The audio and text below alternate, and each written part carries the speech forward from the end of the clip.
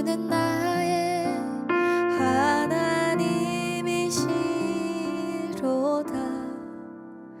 나의 몸과 마음 주를 갈망하며 이제 내가 주께 고백하는 말. 여호와는 나의 힘이요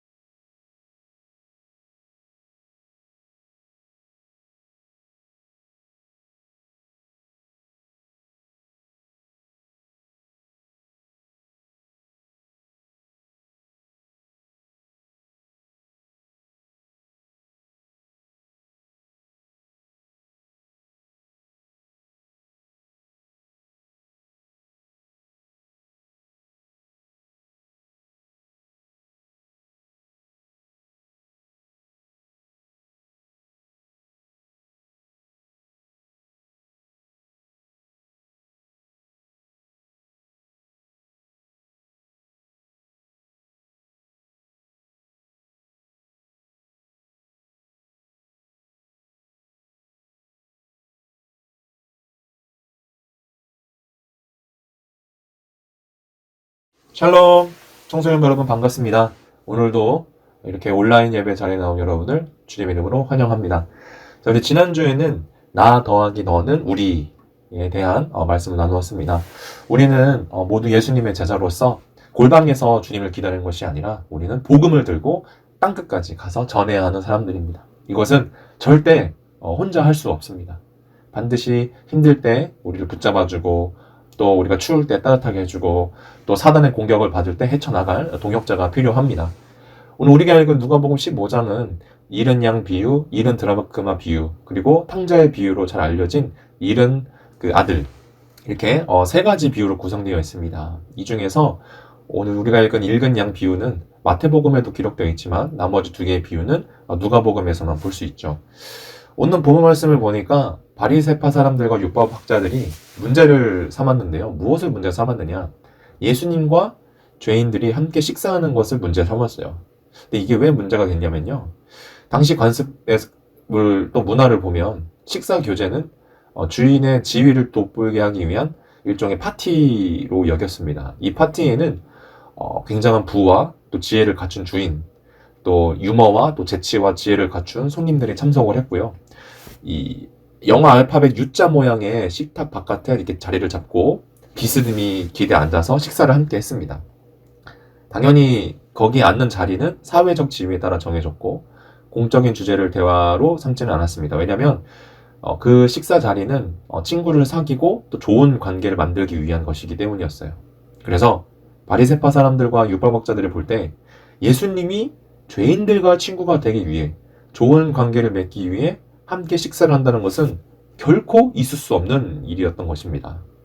당시 함께 음식을 먹는다는 것은 친밀한 관계임을 나타내는 것이었습니다. 바리새인과 율법학자들은 그래서 예수님을 비난했습니다.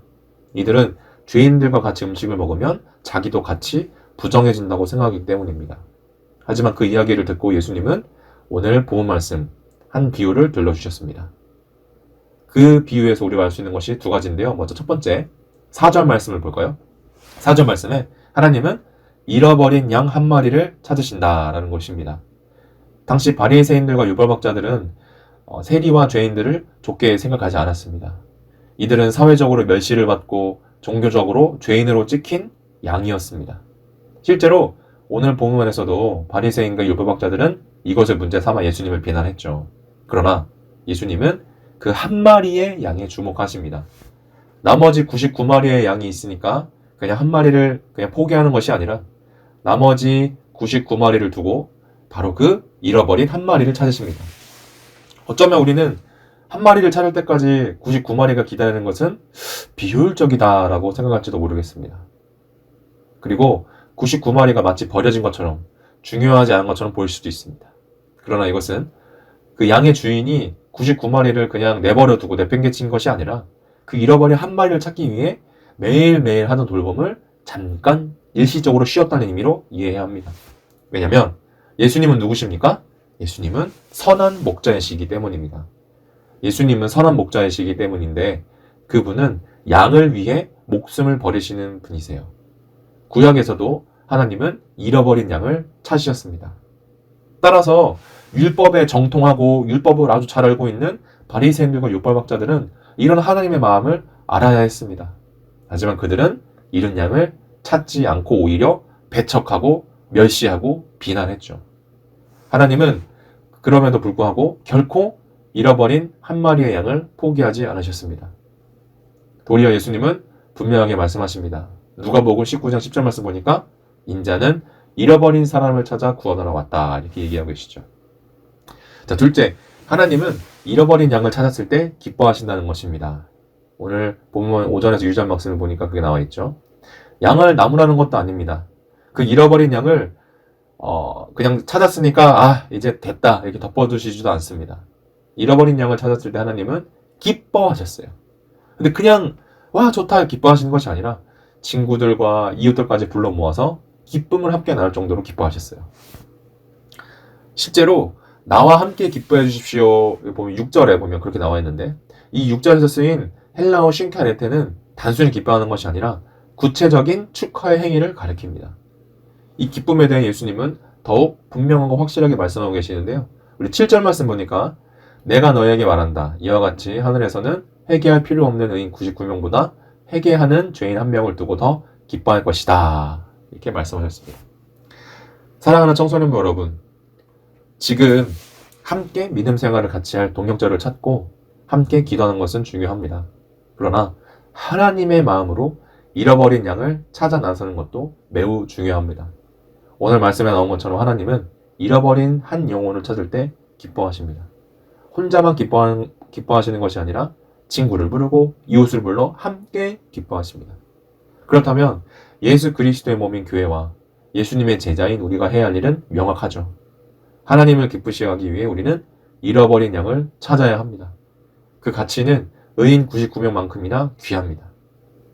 이 양은 어쩌면 우리가 보기에 보잘것없고 중요하게 생각되지 않고 어쩌면 미워하는 친구, 어쩌면 따돌림을 당하는 친구일 수도 있습니다. 지금 코로나 때문에 많은 청소년들이, 많은 친구들이 교회를 나가지 않고 있는 친구들도 많습니다. 그 친구들이 우리에게는 잃어버린 양이 될 수 있습니다. 우리는 우리에게 있는 99마리의 양의 마음을 빼앗길 때가 많습니다. 그러나 하나님의 마음은 바로 그 잃어버린 한 마리의 양이 있다는 것을 우리는 기억해야 합니다. 예수님이 선한 목자로서 잃어버린 양을 찾고 또 찾으시듯이 오늘 우리 주변에서 예수님의 곁을 떠나 또 코로나 때문에 교회를 떠나 방황하는 친구는 없는지 함께 살펴보고 기도하길 원합니다. 우리 중에서 한 명이 사라진다면, 우리가 잃어버린 한 영혼에 관심을 두지 않는다면 그것은 아무것도 아닙니다. 여러분, 우리 이번 한 주간 작은 목자가 되어서 예수님이 찾으시는 또 잃어버린 그 한 마리 양을 찾아 나서는 우리 모두가 되기를 간절히 소망합니다. 기도하겠습니다. 사랑의 주님, 감사합니다. 오늘 누가복음 말씀을 통해 하나님의 신실하신 사랑에 대해서 우리가 나누었습니다. 그 99마리의 양도 돌보시지만 그 잃어버린 한 마리의 양을 찾으시기 위해 선한 목자가 되셔서 잃어버린 양을 찾으시고 또 찾으시는 포기하지 않는 사랑에 주님 감사합니다. 우리도 잃어버린 그 한 영혼, 내 주위에 나와 가까이에 있는 그 잃어버린 영혼을 관심을 두고 주님께 다시 돌아오도록 저희가 큰 쓰임받는 작은 목자가 되길 원합니다. 주님, 우리가 이번 한 주도 살아가면서 예수님의 제자처럼 작은 목자가 되어 잃어버린 한 마리 양을 찾아 나설 때 주님께서 도와주시고 또 주님께서 예비하신 동역자들을 만날 수 있는 축복도 허락하여 주시옵소서. 예수님의 이름으로 기도드립니다. 아멘.